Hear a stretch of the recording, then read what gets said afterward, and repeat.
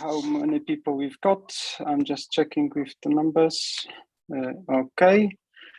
This is also transmitted to YouTube channel, so everyone that wasn't able to join us on Zoom can check it up on Mix, which is Malopolska Institute of Culture YouTube channel. And I pass it now on to Susanne Urban, the host of today's meeting, and I will be back soon. Thank you so much. So I don't want to add too many things what Tomasz said, but I'm really glad that we got such high guests, high labeled renowned guests with Pascale Falek and Dr. Pascale Falek and Dr. Felix Klein. I will introduce them before they will speak. So everyone that wasn't able to join us on Zoom can check it up on Mix, which is Malopolska. I'm sorry, someone has the YouTube a loudspeaker on. No, it's you who was speaking. No, it's me. It was like doubled, yes. I don't know. So please just switch off the microphones for the moment. Yeah. So I will introduce Tomasz Wlodarski. He's the Deputy Director of the Malopolska Institute of Culture in Krakow and has a philosophy graduate with experience in management. He worked for a local authority in the UK where he was engaged in support for planning and development of education of bilingual students and equality and diversity topics. In Poland, he co-organized and led a non-governmental organization offering legal assistance in the public interest, civil society, and environmental issues. At MIC, so the Malopolska Institute, he supports strategic planning, international cooperation, and accessibility projects, and is responsible for the program Malopolska Empathetic Culture that was awarded during the European Public Sector Awards in 2019, and he's a great colleague in Moreshet. So now Tom will introduce Moreshet, and then I will introduce our two honorable guests, Dr. Falek and Dr. Klein. Tom, it's your floor now. Thank you, Susan. I'd like to shortly only describe our experiences in our network. Maybe some of you already had some opportunity to learn from us what Moreshet is. And for me, it's a quite unique experience since 2018. As it started in Malopolska Institute of Culture, where we are a public institution, first of all, responsible for development of culture sector in Malopolska region. And at some point, we've noticed that we don't do much about the Jewish heritage, which obviously is a huge heritage present in our region. So I've tried to look closely into it, and it was actually quite a great coincidence because almost at the same time, there was a preparation for the Urban Jewish Heritage Conference that happened in Krakow in September 2018, funded by Europe for Citizens program. And I was able to meet Michael Mayo and his associates from University of Birmingham. And from that conference, I've met further members of Moreshet Network during the conference. We applied to Europe for Citizens programs as well, and we were supported with financing to initiate the network as the network of towns and network of regions, which was quite significant for us because it pushed us into the direction that we were focused on local authorities and approach that local authorities can take into dealing with Jewish heritage. But who is our premier member? I mean, the members that actually were engaged in the project. Obviously, it's the Foundation for Jewish Heritage from London. It's the municipality of Hijar, that is here presented by Lucia Conte. It's the Mantova, Jewish community from Mantova, and David that's here with us today. Also Schumstädte Association, which was with the presence of Susanne Urban. And we also connected with Wrocław city, who unfortunately today was not able to join us. Jan Weiss, the deputy chair from the culture department from the city of Wrocław.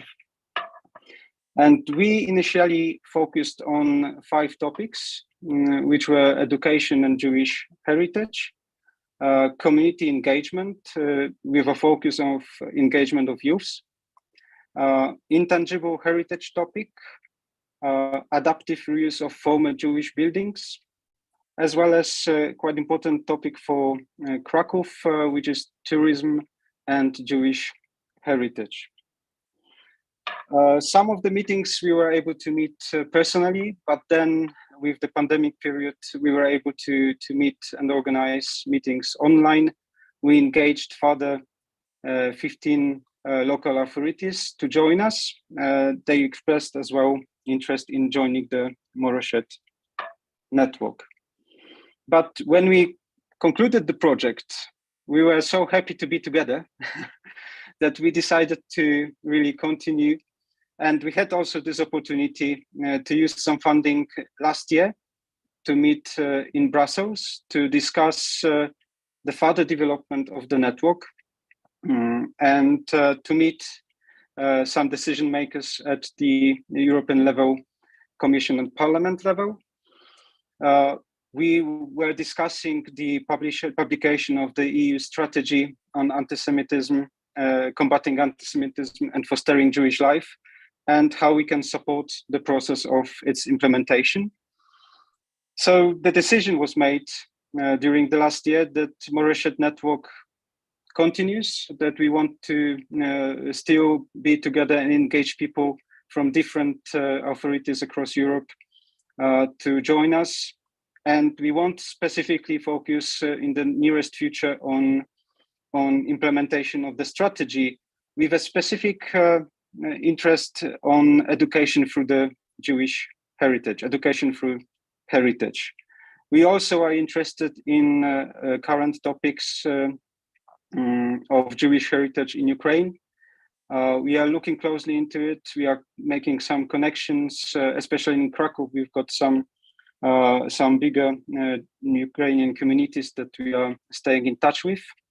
So it is a topic that it's part of our interest, and we will be looking into it with a commitment to connect and engage with the local authorities to advise them, to help in dealing with the Jewish heritage topics, and also renovation and renovation of the Jewish heritage buildings or sites or intangible heritage topics as well.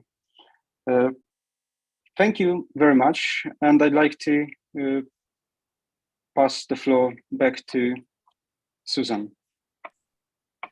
Thank you so much for introducing Moreshet. And I want to introduce now Dr. Pascale Falek as the next or the first speaker.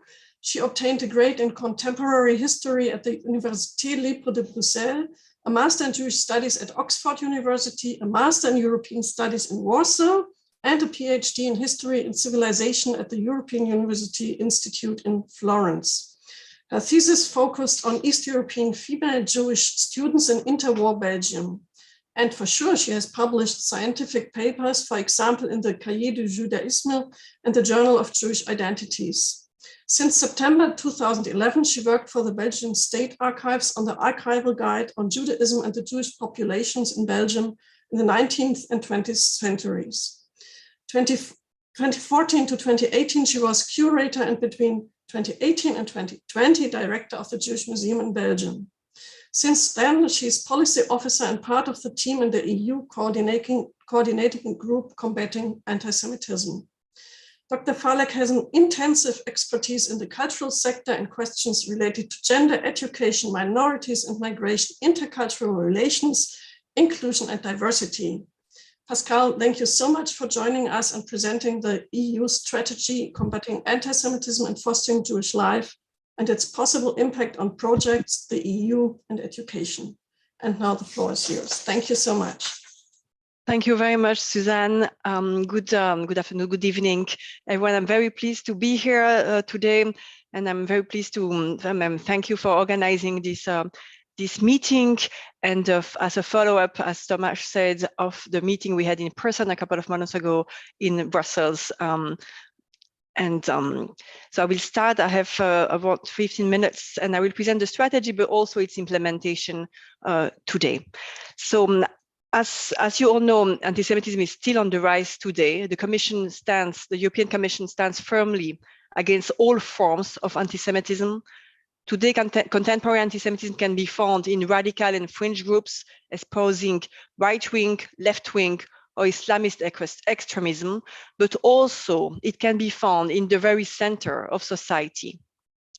Manifestations of anti-Semitism might also include Israel-related anti-Semitism, which is today the most common form of anti-Semitism encountered by Jews online in Europe. Anti-Semitism is totally incompatible with Europe's core values and the principles on which the EU is funded. And the Commission actively fights against all forms of racism and xenophobia, including anti-Semitism, in line with the powers conferred on it by the treaties. Rising anti-Semitism across Europe is a threat not only to Jewish communities, but to European societies as a whole. It's just not for Jews to fight against it. It's really important that it's a societal, that the societal dimension is for all of us to do it. And because it is against our values, because it is toxic for the democracies and our European way of life. Today we see some progresses, but also some challenges. And I will start with the progresses. So the Commission has adopted, as you know, its first, you probably see it, its first ever strategy, EU strategy on combating anti-Semitism and fostering Jewish life in October 2021. The strategy has been welcomed by all EU member states who committed in the 2022 Council conclusions on combating racism and anti-Semitism to adopt national strategies on anti-Semitism by end 2022. And that's how we will have the presentation of one of them, thanks to Dr. Felix Klein, who will present it just afterwards. The Commission will in 2024 publish an implementation report on the EU strategy, which will include also the monitoring of progresses made at national level. The Fundamental Rights Agency, the FRA, annual overview published in November 2022 has shown that so when they collected the data, 14 member states have adopted a national strategy against anti-Semitism, and another 8 indicated that a strategy is under development. So in that case, I think Germany is in these 8. We expect even a few more member states to develop a strategy in the coming months. And these strategies can be either standalone strategies against solely anti-Semitism, or measures taken as part of a broader strategies against racism and extremism in general.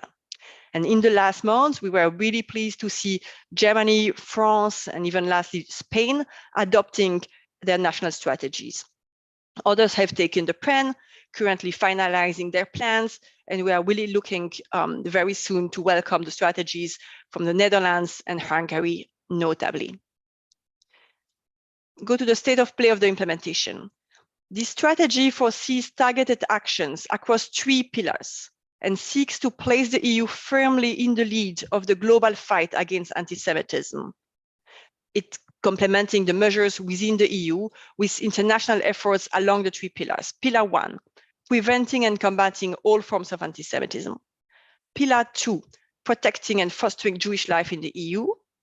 Pillar 3, which is the one that may interest you the more in the field, it's education, research, and Holocaust remembrance. The EU strategy includes around 95 actions, of which in the first, now we are in the second year, 55 have been set in motion. And I will try to cover some of them, focusing specifically on the second and third pillar for this presentation. So it's not exhaustive. As part of the strategy, we gather notably twice per year representatives of all EU member states and representatives of European Jewish communities. The next meeting of this EC working group on the implementation of the EU strategy will take place in Bucharest in early May.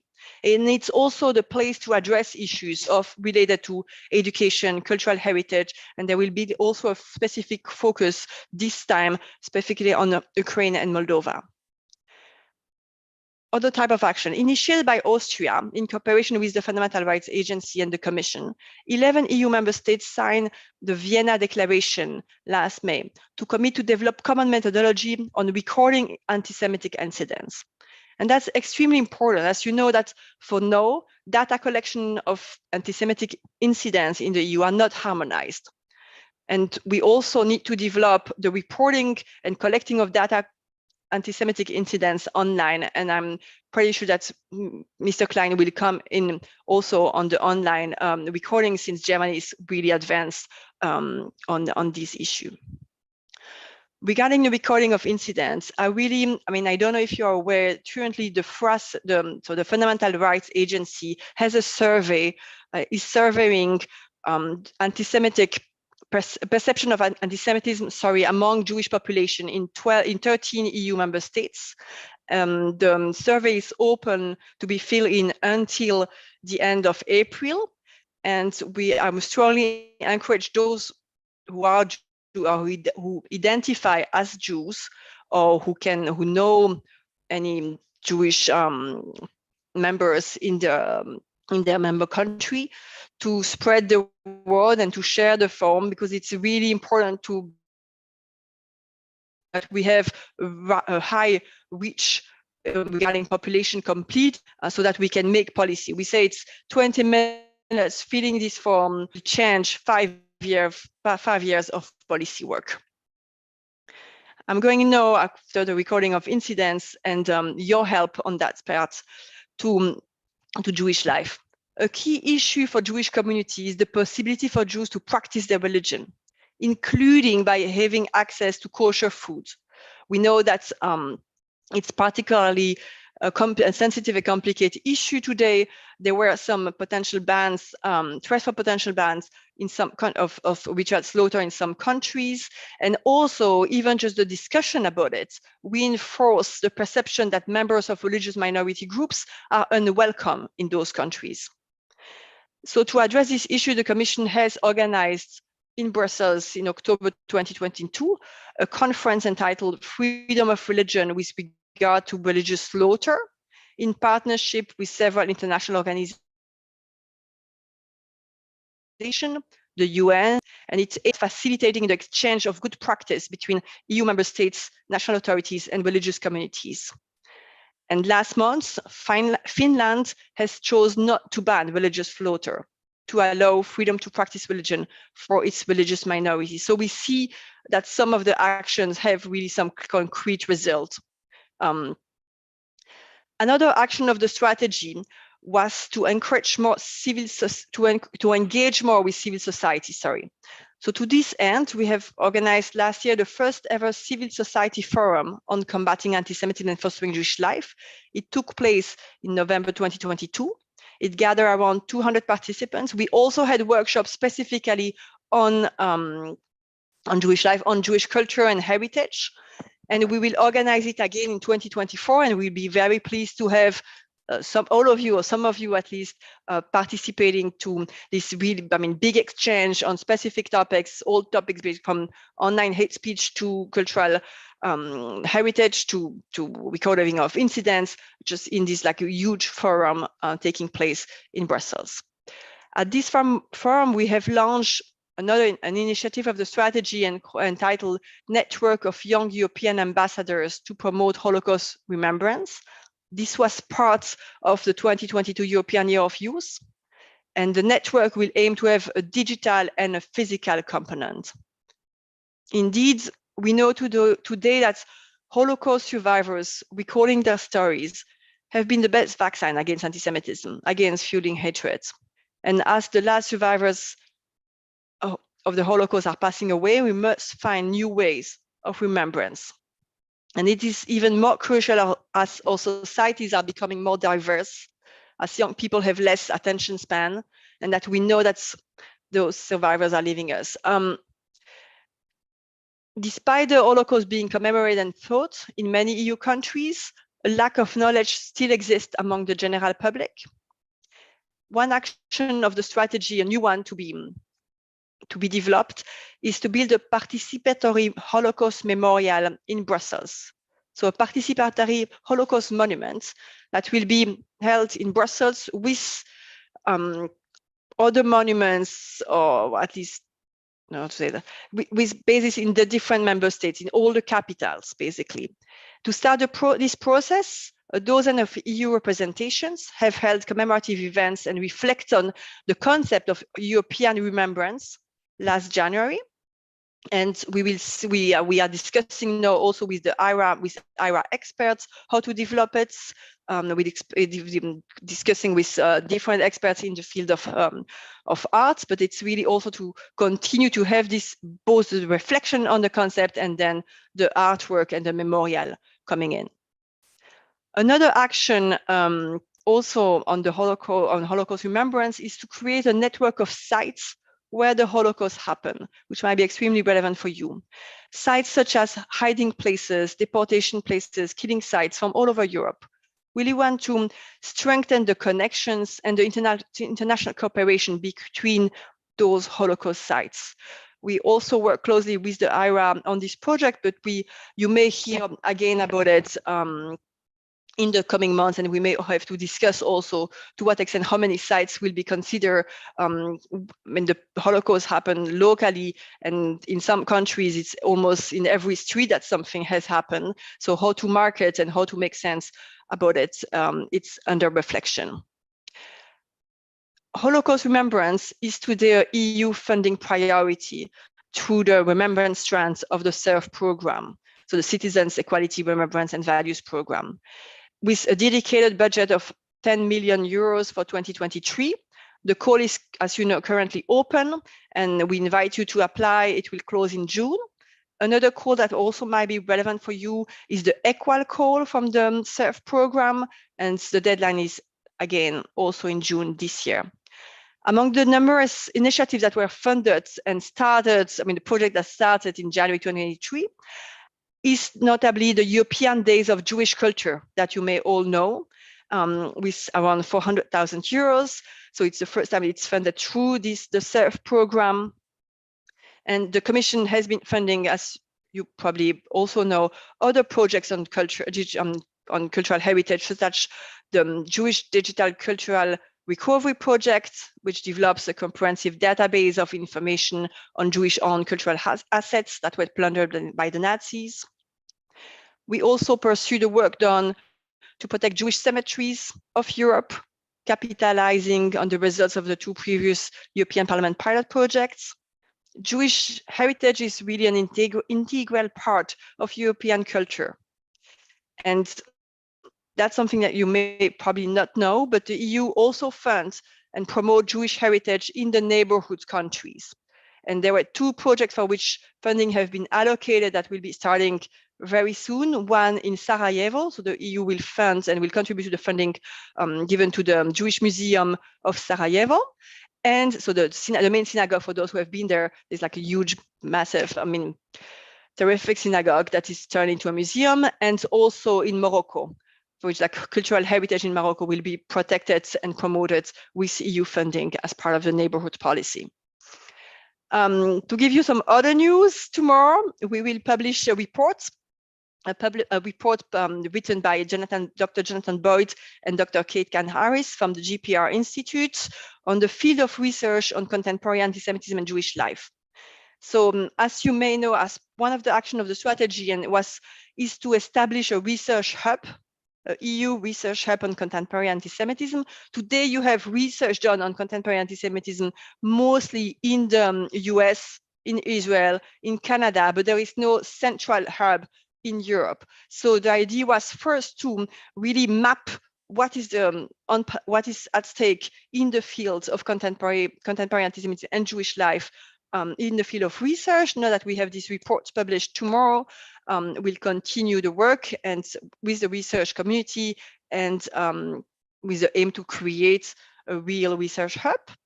And another action that I wanted to mention that will be launched on Monday, April 3rd, is a new 2-year project financed by the Erasmus Plus program, implemented by UNESCO in partnership with ODIHR, to address anti-Semitism in Europe through education. So they will work through tailored activities with national authorities of 13 EU member states, with to develop them to help them to develop their educational dimension of their national plans on combating anti-Semitism, with tailor-made workshops in person in these 13 member states. And there will be also online workshops and online activities for teachers from all over Europe that will be proposed. To conclude, combating anti-Semitism in the EU is a shared responsibility. It requires joint efforts and action at every level, EU institution and EU level, European Parliament, national governments, but also Jewish organizations, civil society organizations, fundamental rights organizations. We all have a role to play in it, and we count on continue to engage with civil society, with you as experts in your fields, to work together on this endeavor, to join forces. Europe can only prosper when its Jewish communities prosper too. I thank you for your attention, and I pass by the floor. Thank you. Thank you so much, Pascale. This was really innovative and inspiring. So let's start to work. But first we listen to Dr. Felix Klein, who has been the federal government commissioner for Jewish life in Germany and the fight against anti-Semitism since May 2018. He studied law in Freiburg and Berlin and completed a master's degree at the London School of Economics, from which he graduated with a Master of Public International Law. Then he completed training for the Higher Foreign Service in Bonn, and in 2001 he received his doctorate from the University of St. Gallen, so everything throughout Europe, with a thesis on family law. He began his diplomatic career in South America, held posts in Cameroon and Milan, and from 2007 to 2018, he was in several positions at the Berlin headquarters of the German Foreign Office, most recently as special representative for relations with Jewish organizations and anti-Semitism issues, from which he went further on.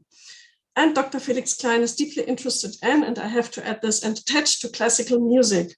He has been active as a violinist since childhood and has played in numerous chamber music ensembles and orchestras. And he is currently a member of the, I think it's very unique, Diplomatic String Quartet Berlin, which is dedicated primarily to the works of Jewish composers. And I have already had the pleasure of hearing him play.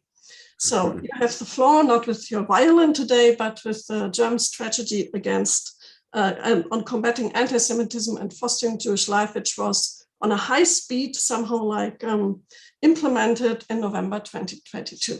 Thank you very much, Mr. Klein. Yeah, thank you. Thank you very much for inviting me, for giving me the opportunity to present myself and the national strategy we, you said it, adopted in November last year in Berlin. I was very happy to have Katharina von Schnurbein next to me, also presenting it. Also, we wanted to make it clear with this presence of Katharina that with our national strategy, we wanted to fit in to the EU strategy, which was presented in October 2021. And we had a really fantastic cooperation, not only in this field, but also in many others. Pascale, you mentioned some of our activities, for instance, trying to persuade the Finnish politicians not to ban kosher slaughtering, for instance, is something I think that without the Commission and its activities and joint efforts from many other EU member countries, we wouldn't have had. So thank you for this. The strategy represents actually a real milestone for us in Germany in the fight against anti-Semitism. It's the first ever strategy Germany adopted. Before presenting it, I would like to point out, of course, it has been said, anti-Semitism is considered the oldest form of resentment, the oldest hatred in Europe. But the Shoah, the murder on an industrial scale, which annihilated almost the entirety of European Jewry, was Germany's doing, and particularly in Poland, of course. You will see the devastating effects that had. I don't have to expand on that. It's obvious. So this is why, of course, as Germans, we have and hold a particular responsibility for fighting anti-Semitism. And although anti-Jewish hatred is currently on the rise in many countries, as Pascale pointed out, not just in Germany, but this troubling trend has additional meaning in Germany. Our responsibility means not only remembering the victims of the Nazi regime and keeping the memory of the Nazis' crimes alive, but it also means that we have a responsibility to fight anti-Semitism resolutely here and now, and to prevent it wherever possible. And also what I would like to point out is, of course, we didn't start from nowhere, from scratch, of course. Susanne Urban, you said I was appointed more than 5 years ago, almost 5 years ago. When I took office, I immediately saw the need that we have to create structures in the fight against anti-Semitism to face it more strategically. And as you might know, of course, Germany is a federal country. So in our case, one of the first things I called for with success is the foundation of a joint federal and state commission on anti-Semitism commissioners of the Bundesländer of the 16 federal states, because in Germany, some 80% of all measures that can be taken to fight anti-Semitism fall under the jurisdiction of the state level in Germany's federal government system. For examples, measures in the areas of education, culture, justice system, and law enforcement. So, and this is important. This is also the experience we took from that. Were very productive in the formulation of our national strategy against anti-Semitism. And in the past years, we really managed to create throughout Germany structures. For instance, in every public prosecutor's office in Germany, we have now installed anti-Semitism commissioners, and a lot of progress also been made in some major companies and even in football clubs. The adoption of the IRA working definition of anti-Semitism by football clubs, by companies, has raised the awareness in the general public towards the fight against anti-Semitism and the phenomenon itself, because recognizing anti-Semitism in its old and new forms is key for being able to tackle it. So our national strategy provides help and guidance for doing so. It is innovative in two ways. First, in its streamlined, compact format. As Pascale pointed out, also here I will point out it's not too thick. Actually, it's about 40 pages maximum, with some pictures. So also there we were inspired by the EU example, because if you produce a document that's too long, nobody will read it. The English version can also be downloaded from my website. With a few clicks, you can have it, and this is I think very good. So it's not too long, and it is innovative in two ways. Well, I said one, it has a compact format, but second, in its focus, it is more than just, it addresses not only the political or administrative or educational level, it is addressing all of society. It can be applied at every level of government and society. It serves as a model and a tool for assessing the effectiveness also of current measures and adjusting them if necessary. It should help us to answer the questions: are we doing enough to fight anti-Semitism? And if not, what needs to be done and how should we approach it? Be it as the federal government, but also as, for example, as a civic organization, a sports club, or a company.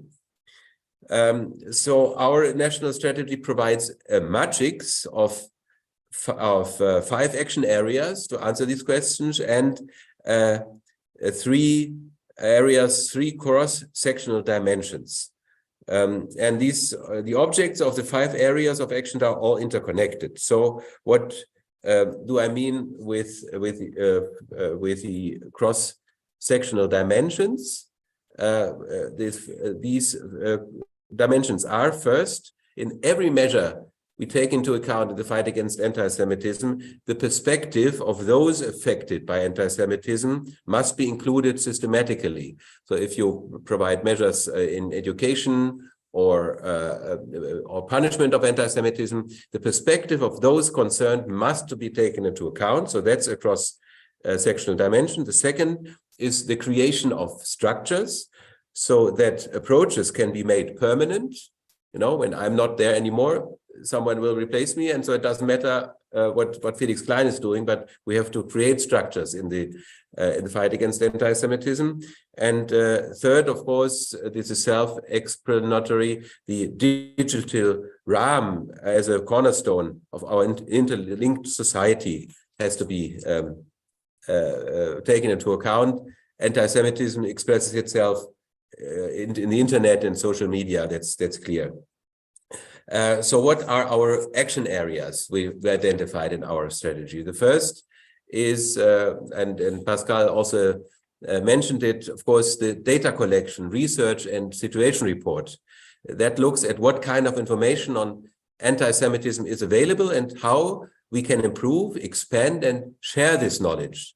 It asks, are we listening enough to Jewish voices and are we including them into dialogue formats? Are we doing enough to build networks? Because we of course, if you want to fight anti-Semitism, first you have to know what are we talking about at all. So this is important, of course. Second action area is education to prevent anti-Semitism. This focuses on sharing this knowledge. Public awareness of anti-Semitism should be raised in a broad-ranging way with messaging tailored to specific groups. And this awareness raising should take place in many different life phases. So when we talk about anti-Semitism and education, we should not only focus schools, but also, for instance, vocational training and higher education, for instance, in working environments. For example, greater awareness of anti-Jewish hatred and the history of the Shoah can be conveyed in businesses as well as in training for public service of occupations, for instance. So that's important. Third area of action is called culture of remembrance, historical awareness and commemoration.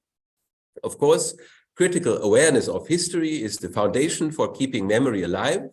This area is also devoted to honoring, of course, the memory of the victims of National Socialism. And in that respect, it's just as important for a school to plan its approach to remembrance and commemoration as it is, for instance, for federal authorities or businesses or even the fire brigades. You know, everybody can engage in remembrance culture. This is what our third action area would like to point out. The fourth action area, we called it punitive measures and security. It looks at how we should respond to anti-Semitic acts and how to ensure freedom and security for all. So, of course, this is addressed to the judiciary and the police, but not only there.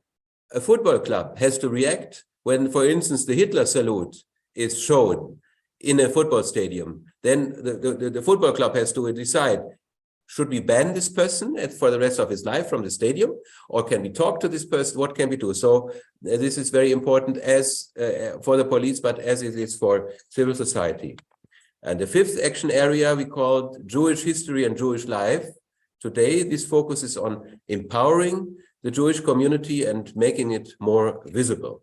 Supporting the Jewish community and facilitating interaction with its lived reality today can be carried out just as well by a youth club, also a non-Jewish youth club, for example, as by a government organization. And I think it's particularly interesting, I think, for your institution, action field 3 and 5, I just mentioned. This is very important, and I'm looking forward also to question and answer session. Then we can look how we can intertwined. I want also to find out the process leading to our national strategy. Included more than 40 Jewish and non-Jewish society organizations That was very important. And of course, we consistently included the perspectives of Jewish people. And that was very interesting.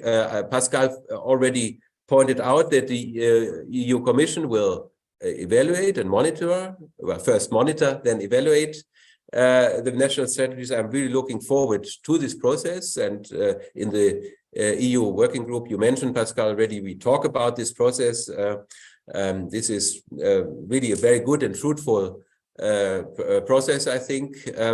And what is a great pleasure for me, actually, that we generated a great interest in our national strategy. For instance, in the United States, Katharina, myself and other commissioners were invited to the White House to give our expertise, our advice, what the US should do. They are working now on a so-called national US action plan for the fight against anti-Semitism. And Katharina, myself and other colleagues, we were asked what should be included, to our view, into this national US strategy. And if you think, you know, it's amazing that the Americans are asking us Europeans how to tackle and to approach the fight against anti-Semitism in a more strategic way. I think 5 years ago, when I was appointed, I would have never dreamt of something like this. So this is really good, and also I think the public awareness about anti-Semitism has risen. We should continue in this process, and I'm very happy that we are here amongst allies, that we are all working on this task. Thank you very much for your attention, and I'm looking forward to the discussion. Thank you so much, Mr. Klein, and I will hand over the forthcoming moderation and introduction to Michael Mail, founder and CEO of the Foundation for Jewish Heritage based in UK, and our important and motivating partner in Moreshet. Thank you very much. Thank you, Susanne, and thank you for two excellent presentations. And I think we all, I think it's so important that the EU has taken this lead, and Germany has taken this lead in addressing the scourge of anti-Semitism, which is, we know, is so important for the Jewish community and for Jewish life in Europe, but also for wider European society as we seek to bolster what we now talk about today is representing the European values of tolerance, openness, diversity, human rights, democracy, etc. And so we've got a certain amount of time to address questions from the floor. We've put aside 15 minutes for that. So I now invite everyone present, all those who have joined us, to either raise their hands or put questions in the chat that we will pick up and then put to either Pascale or Felix, or indeed both. So I don't know.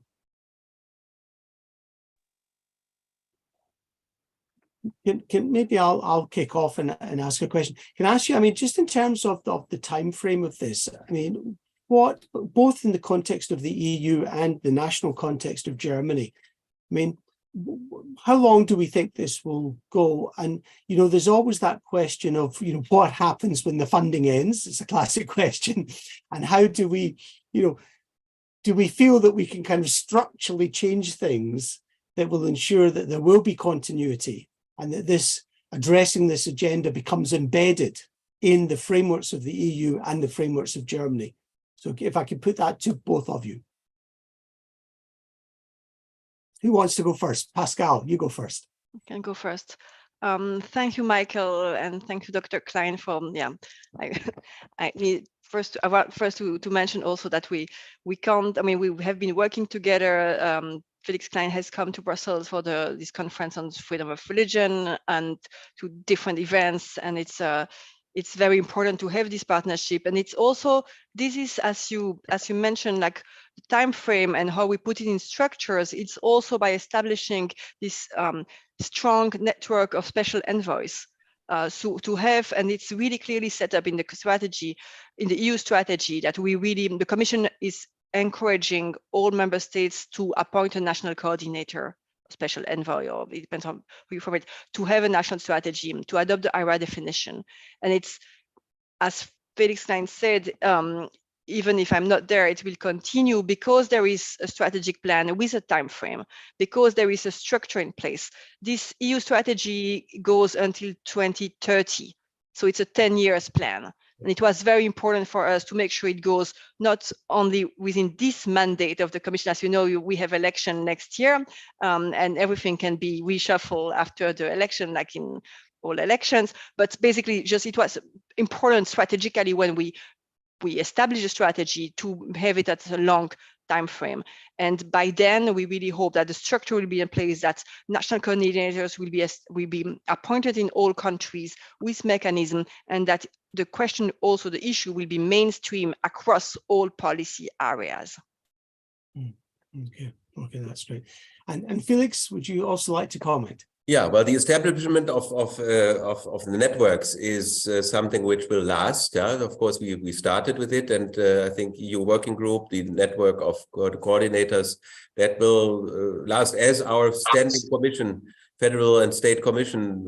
I suggested it was the decision to establish that commission was taken by Chancellor Merkel and the 16 prime ministers of the German states, and that's a decision that will its effect will last until further notice. So I think there I think we are very on a good path with that to have it more strategically.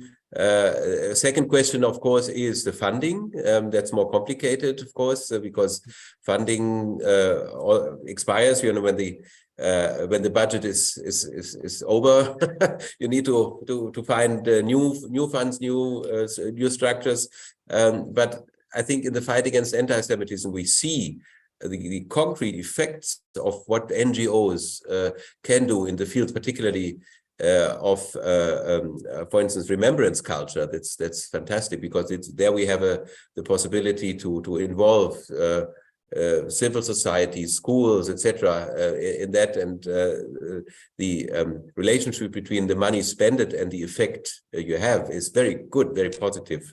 So I'm optimistic that we will also get funding also well on the European level with the next commission, but also on the national level. And here I can report that here in Germany we are working on a law which is entitled the law to foster democracy, which is currently negotiated in Parliament. And if that law was passed, then NGOs that engage in the field in the fight against anti-Semitism, but also fight against racism and other forms of discrimination, they will get a very much more reliable way to get funding.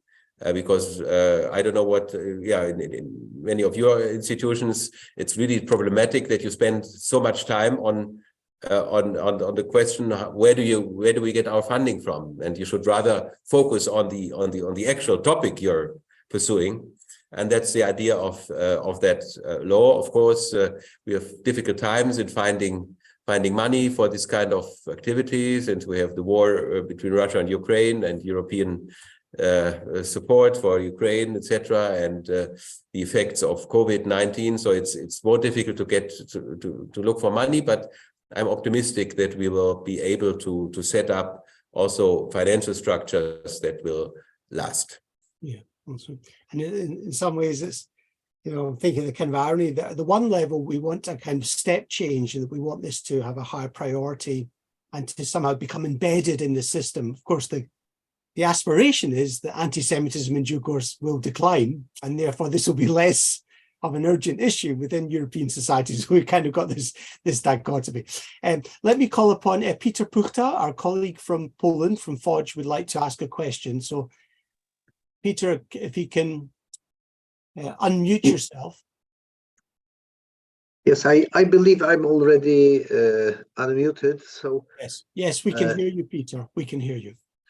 First of all, I would like to use this opportunity to express my appreciation for the organizer of today's meeting. I believe that this topic that you are raising today about the EU strategy and national strategies is very important, especially for Poland, since as far as I understand, we have not formulated our national strategy yet, and I'm personally awaiting to hear about steps that will be leading to the first formulation and then publishing of the national Polish strategy to fight anti-Semitism and foster Jewish life.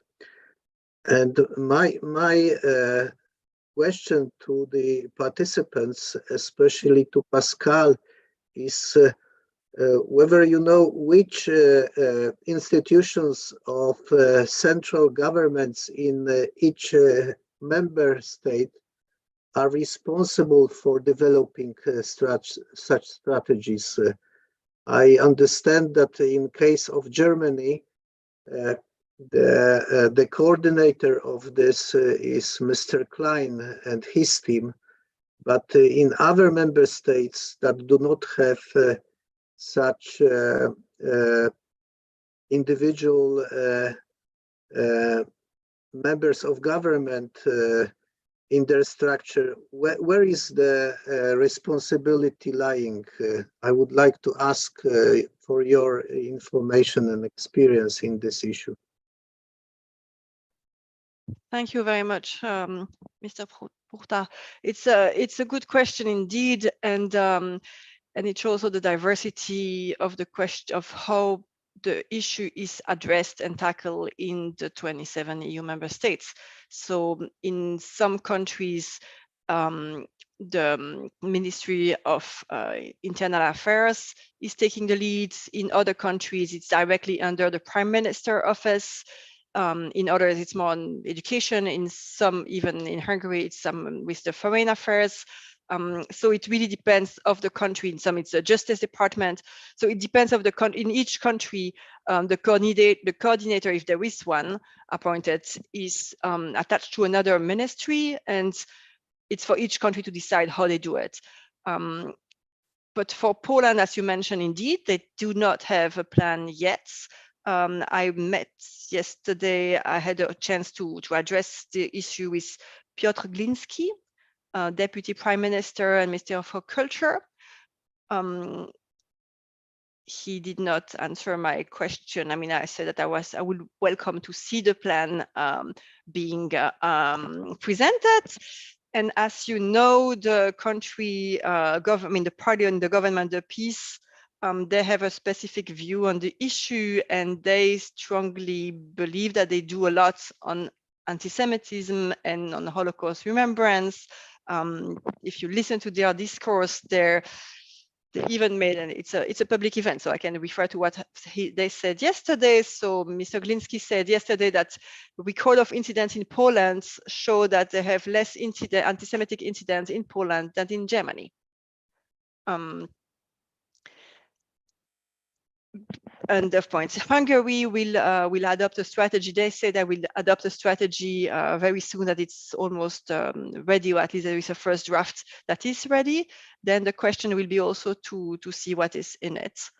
So Pascale, in terms of Poland, so the response was it's unnecessary. So there was no commitment. No, he did not answer.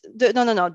So Poland officially committed to adopt a national plan. Oh, right, okay. All member states in the Council conclusions of 4 March 2022, all member states committed to adopt a national plan by end 2022. We are in 2023. So they committed several times to have it officially. Yes, but okay, but they're, what should we say, prevaricating might be a nice way of saying, or they're reflecting. But then also the question will be what they will put in it. Yes. If I can maybe add something, because the Piotr Gliński is the Minister of Culture, and after our meeting in December, I've tried to work a little bit on to find out who is responsible for this and to contact and actually it's Minister of Foreign Affairs responsible for drafting the national plan. That's how it was presented to me. That's the part of it. Is the Department of Cultural Policies, I think, and Mr. Grzegorz Jobkiewicz in the Ministry of Foreign Affairs. So I assume that Mr. Piotrowski, who is the Minister of Culture, may even not be much knowledgeable about the developments, and his comments were just based on his own idea and of the topic. But we are trying hard to contact the ministry. We obviously now we need to do it by sending letters. But I've got some development with the help of our friends from the Galicia Museum that soon maybe we'll find a little bit more, because they have some more personal contact with the people responsible. So afterwards, maybe I can contact Mr. Piotr Puchta as well and try to form a lobbying group in Poland to at least to find out what's going to be in the strategy, or at least a part of it. Also, once we joined the working group, because we were invited to present Moreshet there, also I was able to listen to the presentation from FRA, and I think I had an impression, at least, that Poland is planning to make it part of the wider strategy fighting racism. But I think it's only declaration, and we don't know still what's part of it. Another interesting aspect of this, just think about it, will be, to what extent countries, should we say, present what they're already doing. Obviously, that's legitimate to present what's already been done, but of course we're looking for new initiatives, and Felix has presented exactly how Germany is addressing this. And it'll be very interesting to look at all the countries and assess to what extent more resources are being put into this, as opposed to simply repackaging existing schemes. Now, Tomasz, did you want to ask a question? Tomasz, yes. There is a question actually from Susanne, and Susanne, would you like to point it out yourself, or has it been answered? Yeah. Yeah, for sure. No, I was thinking regarding Hungary, because they have a rise in anti-Semitism. They have somehow like a tendency by the government on detaching from democratic values and therefore also European values. But they create a strategy against anti-Semitism and fostering Jewish life. How can we cope with this ambiguity, and how can we cope with this somehow like it's really a tension, and I think it's very hard to harmonize it somehow. And it's not the only European country which is somehow like a little bit getting conflicting messages coming out of certain governments. Thank you, Michael. This was diplomatic, which totally lacks my character. So I don't know, Pascale, if you want to comment, or Felix, if you want to comment on that.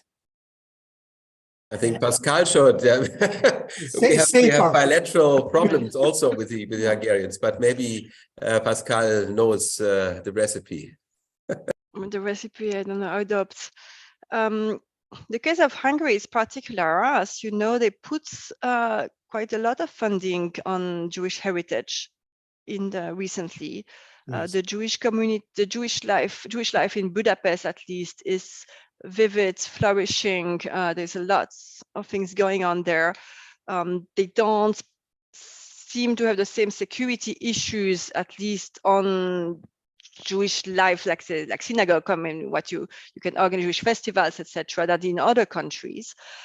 And as you may know, the government decided to privilege or to find some as main interlocutors, some parts of the Jewish leadership and not the others.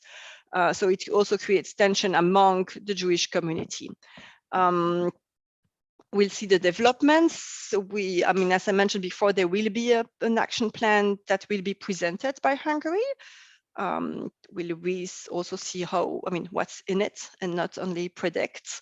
But it is a particular case, and it's not for nothing. That the EU went to with infringement and reduction of EU funds based on Article 7 for a breach of EU law. So, may I just add a small question or thought.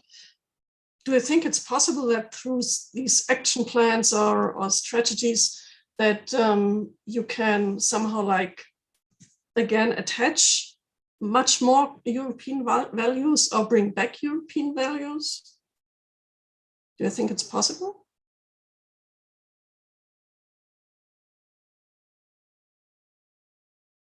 Mm-hmm. So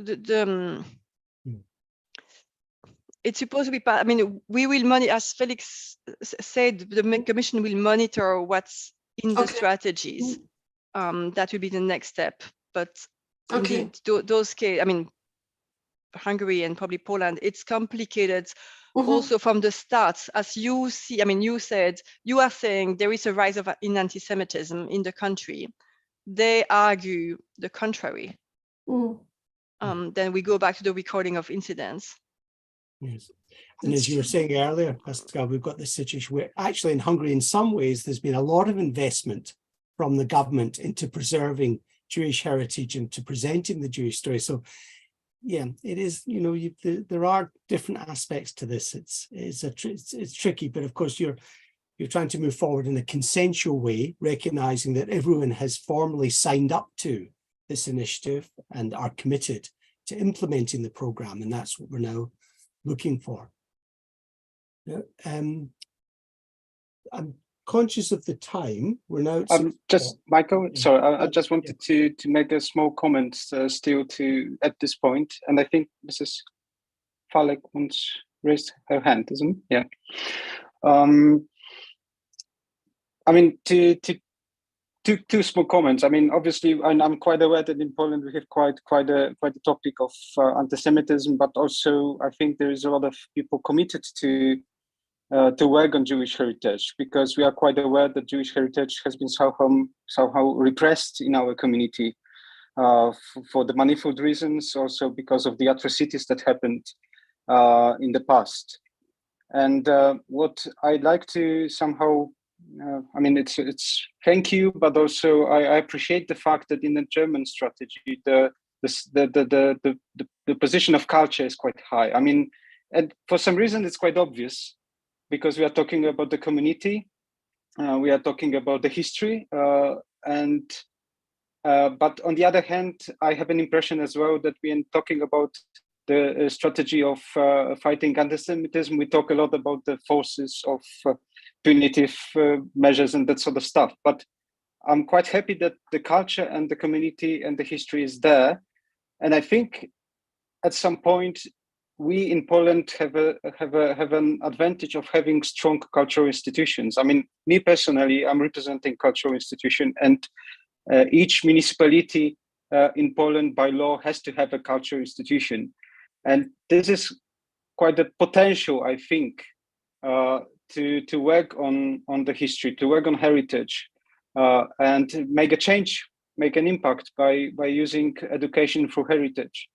So I think this is something that will going to happen somehow.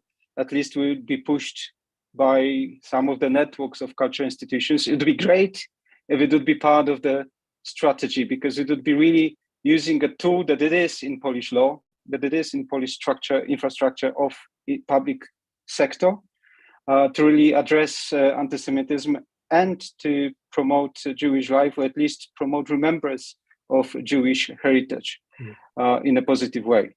So I think still there is a big potential. Obviously, we need to overcome some problems with getting this message up.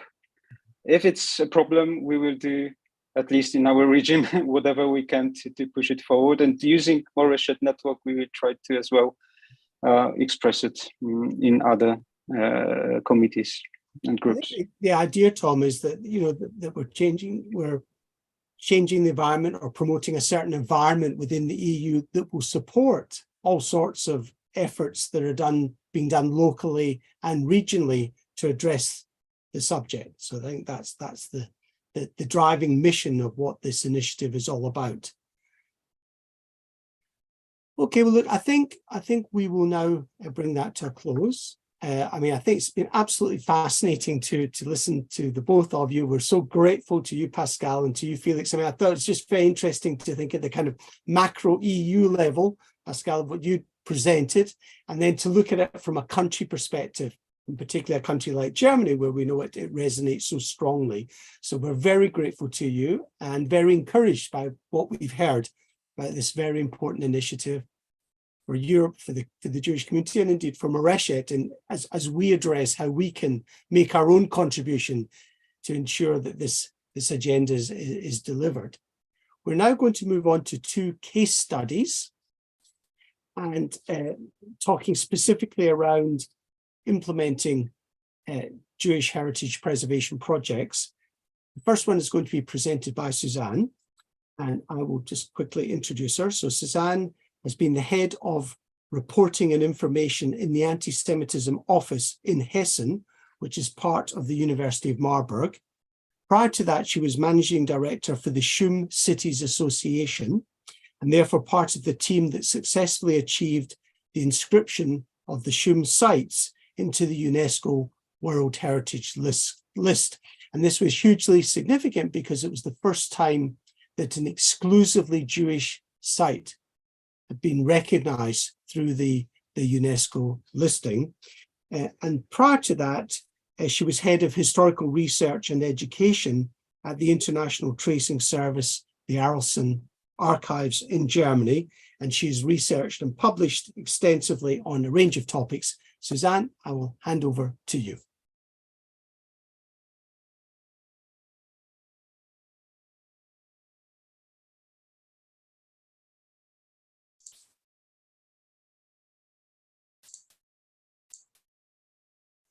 So do you see the PowerPoint? Then I'm glad and happy. So yes, it will be a tour de force that can only touch upon the huge complex of education and ideas on how to promote Jewish heritage. So first of all, what is Jewish heritage? It's places, it's tangible spaces, it's tangible places, but it's also the spaces. So it's somehow like memory and intangible heritage, which also creates the space around the place. Many of these Jewish heritage places are post-Shoah, and they are partly post-Jewish because in parts of Europe and parts of Germany where you have Jewish heritage, there are no Jewish communities anymore. So we have to think about how to promote, how to share these Jewish heritage places and the intangible heritage, and how we can somehow like develop the stories there, and how we can promote Jewish life, which was there and perhaps is there or perhaps will be there sometimes again.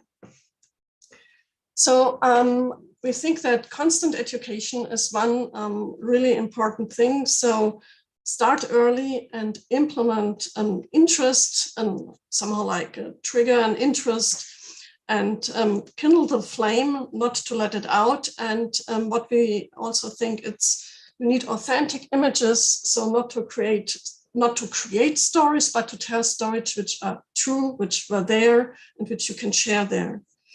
To tell these stories, and it's also about creating crossroads of cultural spaces, because Jewish history, Jewish life was always somehow like exchanging with the majority society, with the majority culture, etc.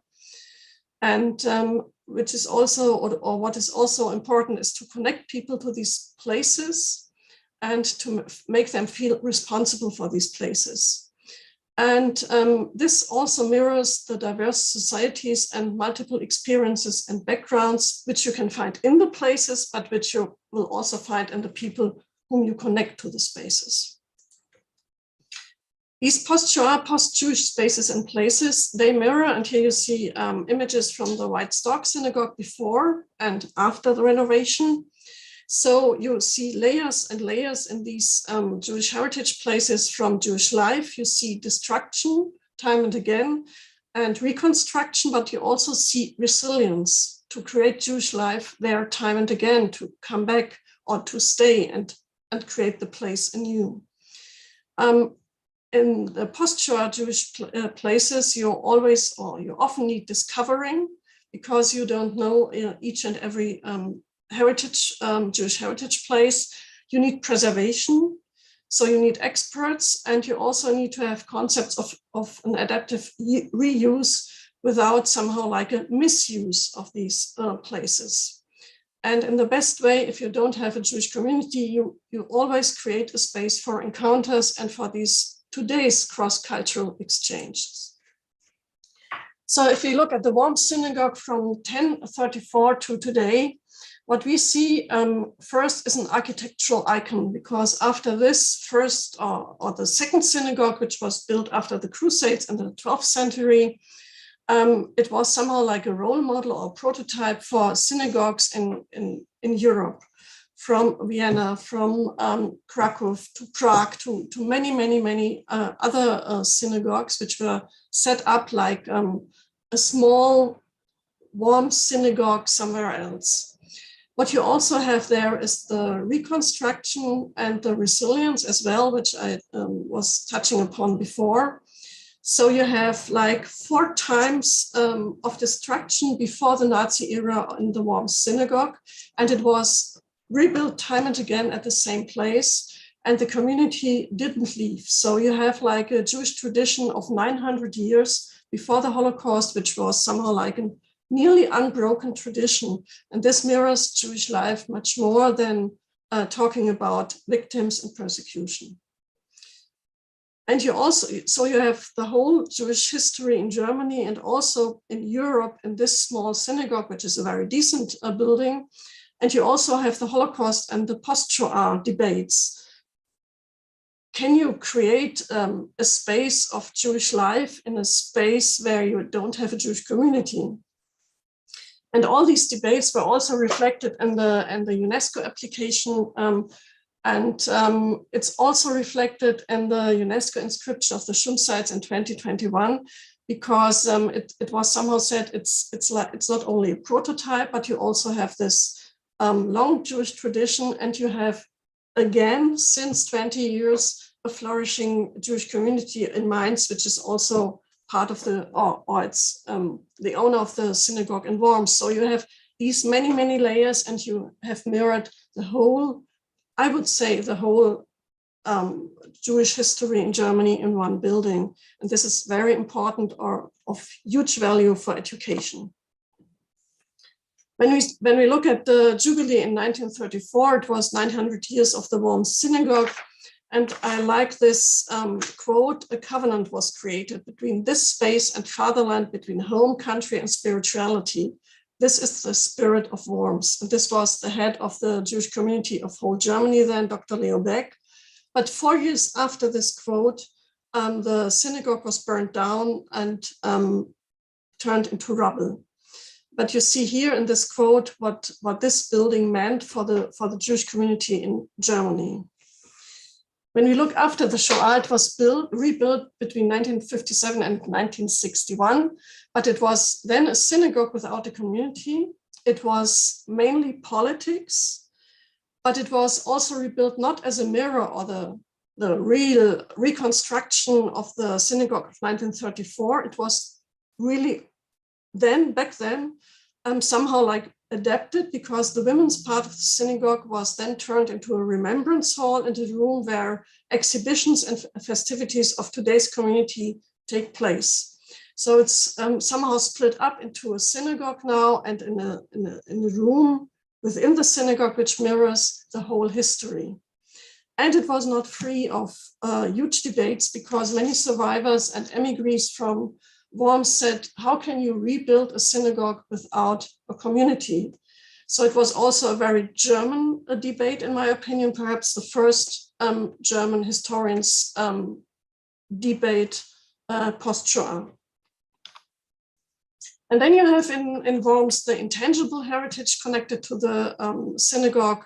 So you have the great Jewish scholar Rashi, who was there and who left traces there, intangible traces.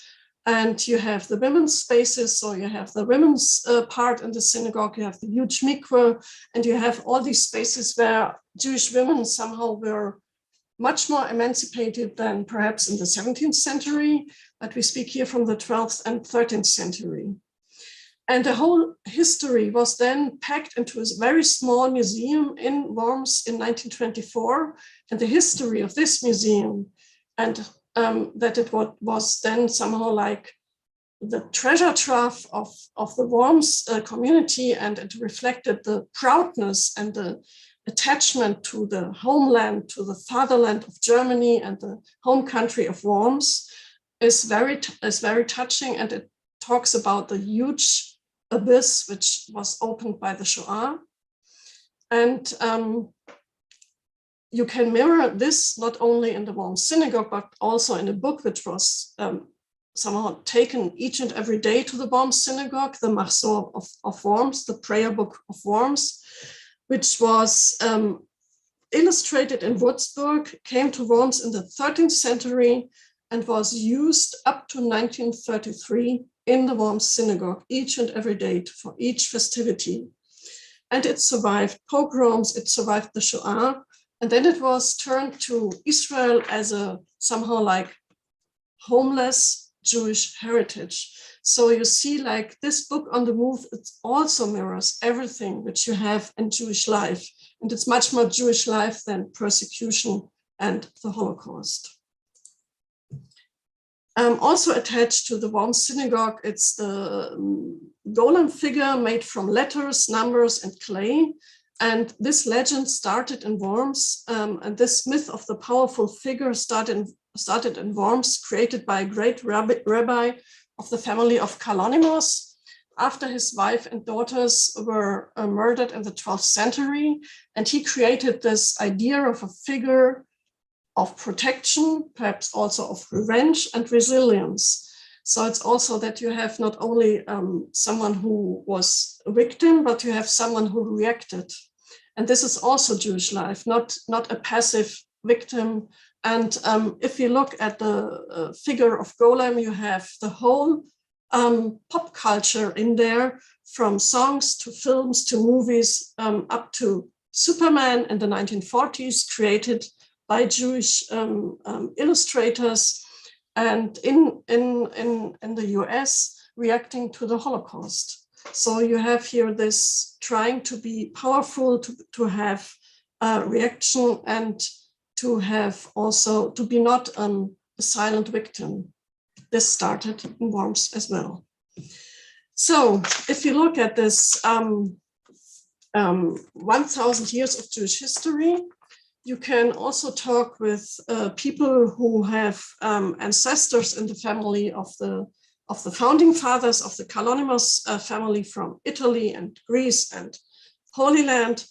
And we interviewed Jonathan Kalmanovich, who is by his name a member of the family of Kalonymos. And he discovered his roots in the Shum cities 1,000 years after the communities were established. So he also tried to reflect not only on persecution, but on survival, on traditions, and how to somehow like foster this Jewish tradition today as a descendant of this family. And if you know that the Kalonymos family had poets and you would today say songwriters, he's a poet and a songwriter. And he didn't know about this connection up to like 5 years ago. So we need to educate and present, we need to connect people to the places, and we need to be responsible with the heritage we have.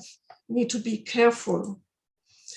And so we can share heritage and we can share values, not only from the Jewish heritage, but also European values. And for this, we need empathy. We need these spaces where we can meet and share memory, history, and heritage. And so we need to connect people.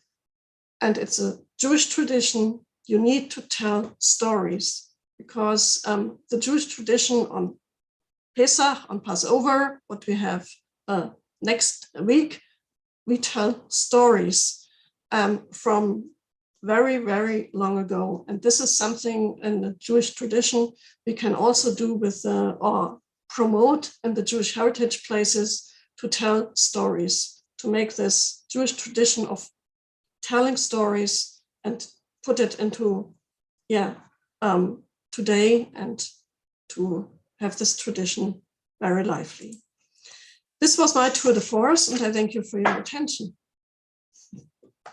Well, that's terrific, Susanne. Thank you so much. I've got a few questions, but I'll hold for now as we turn away from Germany and travel to Spain. And let me introduce Dr. Lucia Conte, who's also a member of Moreshet. She's the project manager of the Utopia European University Alliance at the University of Pompea Fabra. Is that close enough? That's close enough. Close enough. Slight Scottish accent there, I know. Of course. So this involves managing the EU-funded Utopia More project with the participation of 10 partners. At the university, she also teaches on Spanish Jewish history and researches the history of Jews in medieval and modern times in the Crown of Aragon and the history of early Hebrew printing. And her passion is the medieval synagogue of Hijar. Over to you, Lucia. Okay, thank you very much, Michael and all. I am very pleased to be sitting virtually in a panel with the panelists that I'm honored to be discussing with today. So thanks everybody for coming and for having this opportunity to reflect a little bit further on the work we are doing to propose a recovery project for the synagogue of Hijar from the particular perspective of how this can be a tool to combat anti-Semitism and to foster Jewish life. Because we're going on such a project, we're working on it with the Foundation of Jewish Heritage and the municipality of Hijar. And for all the parties involved in this project, is very fundamental to emphasize how heritage in general, and in this case, Jewish heritage in particular, relates to human rights and democracy. So in my presentation, what I will do is to essentially give some examples, very practical, on the type of questions we have asked ourselves when designing a master plan for the future of the synagogue of Hijar regarding to this issue of anti-Semitism. But let me first brief or minimum on the elements of Hijar Jewish heritage that will be like the ones sustaining this process. So this is Hijar, a small town in the middle of the Spanish countryside in the region of Aragon, where a Jewish community settled in around the 13th century, more or less, until the expulsion of the Jews from Spain. If you stroll around the streets of the Jewish quarter in Hijar today, you still can see this elliptical, evocative square, the few little narrow streets around conforming the Jewish quarter, and the synagogue standing in a prominent position in this place. This synagogue was built, as I said, in the 14th century. What you see in the image on the right-hand side of the slide is the synagogue of Hijar, like 10 years ago or so, when it was before the recent excavations and the recent restoration. It was used as a Catholic chapel since 1524. So after the expulsion of the Jews, the former properties of the Jewish community were given, in this case, to the Franciscan order, and it was considered a chapel for centuries. Only very recently, archaeological excavations proved that this was actually the medieval synagogue of Hijar. No? The discoveries presented the podium for the Bima, for the reading of the Torah, and the archaeologists also found an ejal, the ark for the scrolls, and several other structures, culminating in a second excavation with these unique medieval wall paintings that depict Jewish and Christian symbols and iconography, including a menorah or an inscription in Hebrew, probably from the Psalms, which make this an exceptional discovery and a site that's truly unique in all of Spain. No? So besides that, Hijar also has an interesting piece of intangible heritage, which is the legacy of the pioneering early Hebrew printing in Spain and Portugal in the what it was called Separat back then. And I brought some images of the most beautifully Hebrew incunabula printed in Spain ever, which are the ones from this town where my parents were born. So the project will delve around three main elements: the synagogue, the legacy of the printing house, and also the people, because there is a lot of documentation about the medieval Jews from Hijar.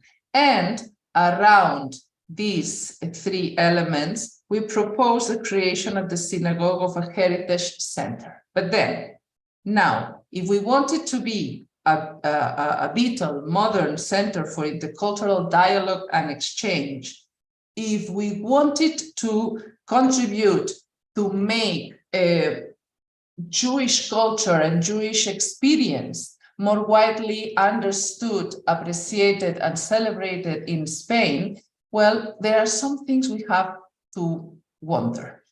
We are working on like four main pillars: a touristic one, a cultural one, the educational, and the digital. Certainly, for the purpose of today's discussion, the educational one is the most important. So that's why I highlighted. But this kind of cloud of words that you see on the slide represent the inspirational words that we have been working on to design the food plan. The idea is that cultural heritage goes beyond preservation, so we want it to bridge, in the case of Hijar, the gap between history and today's society. And this gap is wide in the Spanish case. So there is, the Spanish society has been almost alien to the presence of Jewish people for centuries. And this creates some issues in our point of view. For example, how can we use the site-specific heritage, in this case a medieval synagogue and a medieval people and medieval pogroms and medieval acculturation and medieval destruction of Jewish heritage, such as censorship of Hebrew books, for example, how can we use that in a way that effectively connects with present-day society, that effectively creates significant ties, that it appeals and calls to the citizens of today? How can they embrace a responsibility or accept a need of reparation for certain things that are so distant in time? So this is a challenge that we have in Spain and other Mediterranean countries that I think it's interesting, because it's not exactly the same story that we have in other Jewish heritage sites in Central Europe or Eastern Europe, for example, where the presence of Jewish communities is very recent, or still is, to say it clearly, no? So we think that to inspire this kind of revisited version of the narratives that the Spanish projects have had. No? There are more than 30 years of experiences of Jewish heritage recovery projects going on in Spain, but now the approach to Jewish heritage is different. And there are certain things that have shaped the vision of Jewish heritage in Spain, that today we want to present something different in Hijar that perhaps can serve as a model to break this ignorance of the Jewish past and the stereotypes. So we think that having such a big void of 500 years from the culture you want to present in this particular case, when there is a void, you can fill it easily with anything. And that's the problem. When you fill it with stereotypes, with preconceptions, with anti-Semitic stereotypes, why not to say it like that, but not with the connection with the real stories of the real people. We also think that it's important to use these real people because it is harder to hate a real person than to hate a stereotype. Bringing the real people, perhaps these current citizens of Hijar or the today's visitors going to take part on the programs that this synagogue may incorporate, these people might find a connection, even family connection, why not, personally connection. They can interpret the values and find common values, for example. So if that's how I think that presenting Jewish heritage in Hijar in a very intentional way can be used as a tool for empathy with the audience, but also as a tool to prevent stereotyping and to prevent anti-Semitism. A special attention deserves the issue of the Holocaust, and this is a discussion we have had in thinking about this project, because traditionally Spain as a whole has projected this image of the neutral country for decades, has presented itself as a nation alien to the Holocaust. So the Shoah is a subject of a study universally recognized as a crucial dimension of the European history. But in Spain, it has been kind of very nicely taken apart. So most heritage projects in Spain do not recognize the Holocaust. So the other question is, shall we? If we want to make this site specific in a town that has only Jewish medieval heritage, how can we bridge this gap? How can we make this more recent topic of the Jewish history be relevant as well in a place that there is no material evidence? But if there is a Jewish heritage center, shouldn't it be Jewish intangible heritage present in anyone? So if we want to do this in a sensitive way to the Jewish people and to the Jewish culture, can we skip this idea? So we propose that this center becomes a place also with a permanent dedicated space to give the Spanish and Aragonese context of the Holocaust, because there was a context. There is people who, like Marc Chagall, Alma Mahler, for example, or Anna Arendt or Walter Benjamin, who crossed the Pyrenees to escape from the Shoah. And these are interesting stories to tell, and they reach our lands. So perhaps just at least providing this context can make this Hijar Heritage Center the first body in the region of Aragon addressing everything that's Jewish, and not only the medieval past, which also can tell stories of resilience, as Susanne just mentioned. No, it's not just victimizing ourselves. We will not obliterate or obscure the negative passageways of medieval history in Hijar, which is something we have to face and address if we want to take, again, responsibility and reparation. But there are very interesting episodes of resilience as well. Perhaps you didn't know, but there's only once that someone has killed an inquisitor to protest by forced conversions and killing of Jews. And this was in Zaragoza. It seems that there was a complot led by a guy whose family was from Hijar, for example.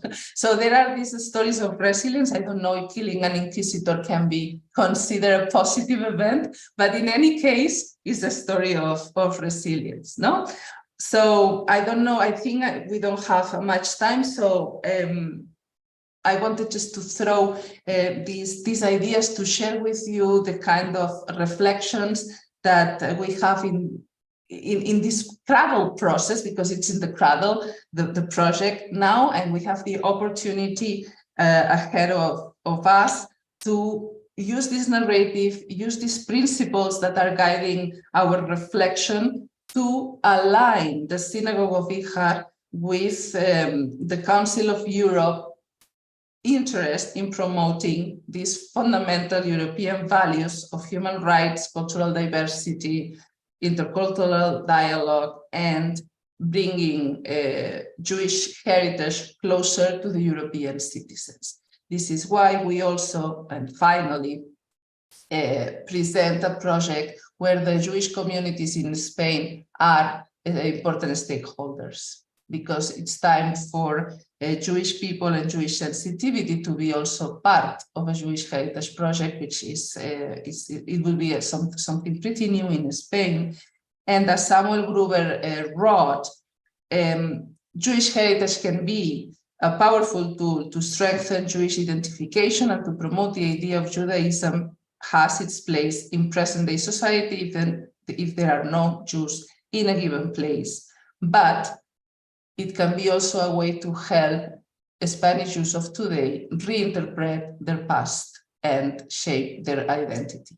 Okay, so this is how we are thinking about promoting a project that helps both combat anti-Semitism and foster Jewish life in Europe.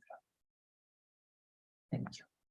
Okay, well, listen, thank you, Lucia. That was fantastic, and thank you, Susanne. Two terrific presentations on two specific case studies, looking at Jewish heritage and its contemporary impact, and that's how it links to the earlier presentations around the EU initiative.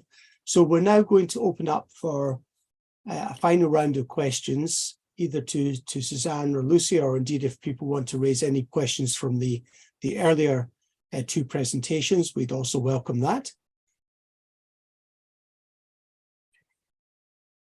So do we have any hands up?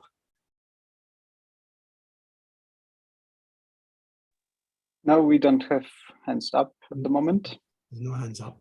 I do know that we have gone over slightly our allotted time. I don't know if people had to leave us. So I didn't realize, Susanne, about the golem. So everyone's been thinking of the golem as a Prague story, and you're telling us that it began in Worms. Is that the case? Yes, it was Rabbi Elazar Kalonimus, and his wife and his two daughters were murdered by crusaders. And shortly after this, he started to comment on a book, the Book of Creation, Sefer Yetzirah. And there he somehow like sketched down, okay, you need numbers, you need clay, you need letters, and then you can create something.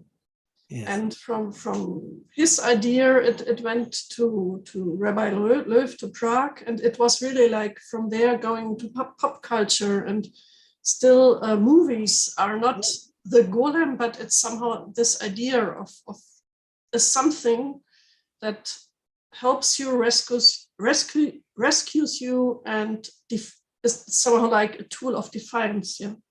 Yeah. I think it's interesting to connect this to the Jewish alley in Worms, where you walked, Michael. No, the golem, as you say, it's become a major cultural icon, a European icon. It was a Jewish icon. Fascinating. Now, do we have any questions that anyone would like to put either to Lucia or to Susanne, or any issues they want to raise from the previous two questions I Pascale may be with us. I know that Felix mentioned in the chat they had to leave us. Is Pascale, she may have also left us, I think.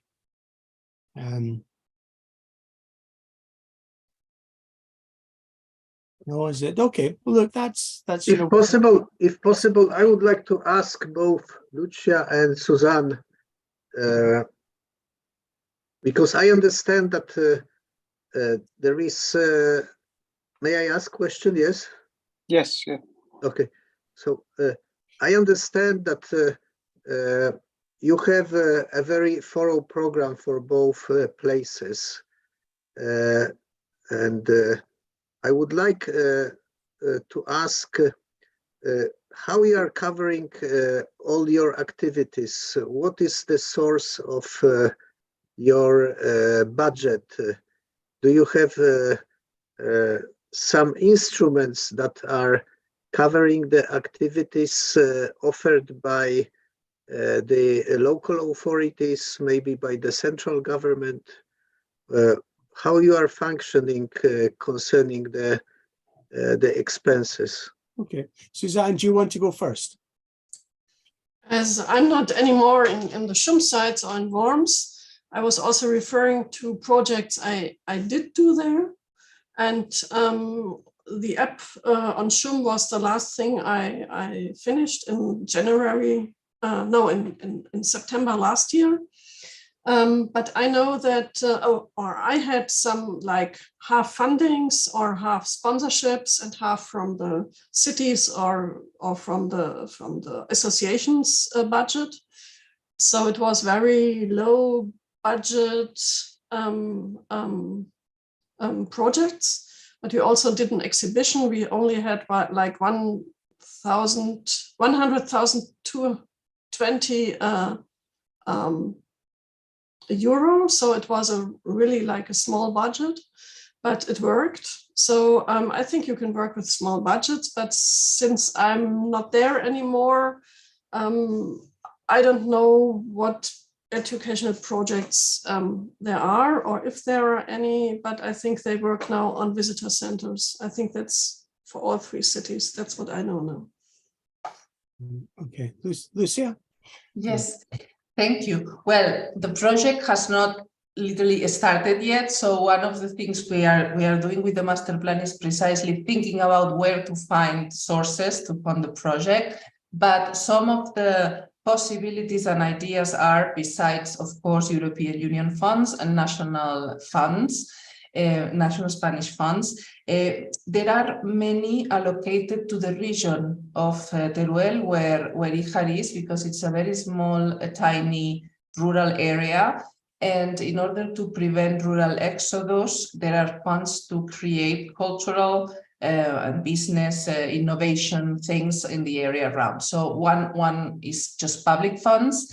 We can think about private funding as well because of the installation in the area of several renewable energy companies that are using aeolic energy and solar energy and so on, and who have to, by contract, let's say, they have to fund cultural projects in the area they establish their industries as well.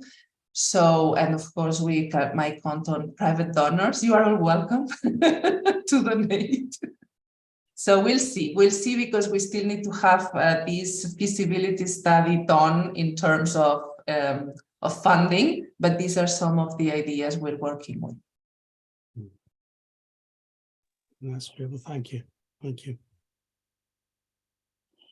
Thank you. I'm conscious of time. I know that we are quarter past the agenda. Okay. So I'd like to thank you, because I don't see any more questions. So I'd like to thank you, Lucia, as well, and Susan, and especially Susan for organizing the whole event today with inviting all of the guests and putting the agenda all together. I'd like to invite all of our participants today to watch us carefully, to watch the website moreshet.eu carefully, because we are preparing the next event, online event this year, which probably will be either June or early September. We need to yet to make a decision, but we will contact you by email to invite you to join us for the second Moreshet event this year. Once again, thank you so much for joining us. If you have any more questions, maybe you can also send us an email. One more question. Website. Yes, are you going Mr. to record it? I mean, to have it on the website that if somebody was not able to participate, can watch the broadcast from this? It's published on YouTube, so we will try to make it as a link to be put on our website as well. Thank you. Thank you so much, and enjoy the rest of the evening. It was a great pleasure to